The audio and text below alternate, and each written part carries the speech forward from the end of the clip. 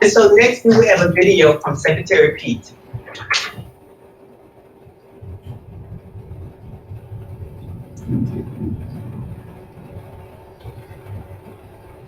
Hello, I want to start by thanking all of you for your service and for your work on this critical issue, especially my colleagues at FAA and our task force members from across the country and across the industry. I know many of you have been working at this for a number of years, and we are grateful. Aviation has long been central to America's economy, our history, and our own personal stories, as boarding a plane is the start of so many of our greatest adventures and most important memories.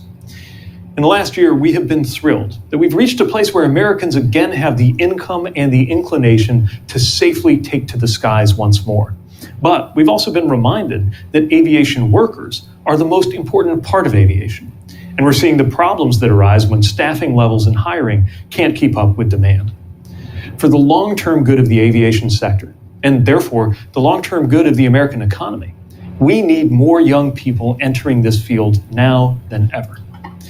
These are good-paying careers, and we want more students to get involved, including those who may not have automatically known that aviation had a place for them, students who don't always see themselves represented in aviation.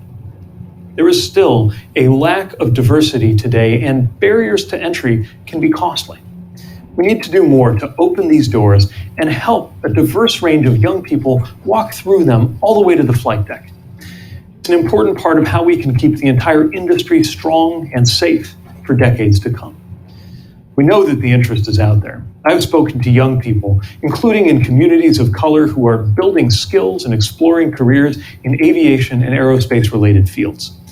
It's actually been one of the best parts of this job, speaking with young people at places like the Baltimore Drone Academy, Fly Compton in Los Angeles, the Aviate Academy in Arizona, and Davis Aerospace and Maritime High School in Cleveland, to name a few.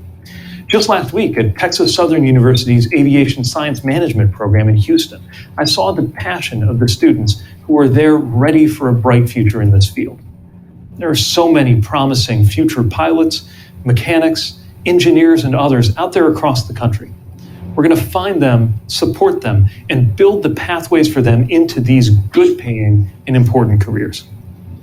Right now, America cannot leave any talent on the table if we are to succeed as a country.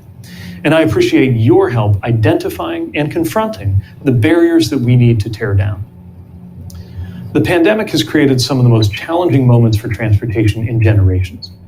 But through the investments that we're making, using the package that the president signed in the bipartisan infrastructure law, we're also at the outset of one of the greatest opportunities for transportation in U.S. history, building up infrastructure that will serve Americans for generations to come. And young people today are going to be at the heart of all of this. We're very much looking forward to seeing your recommendations, and I again want to thank you for the work that you've done.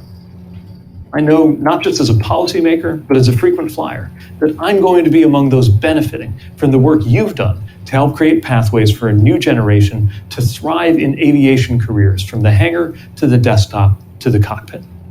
Thank you again.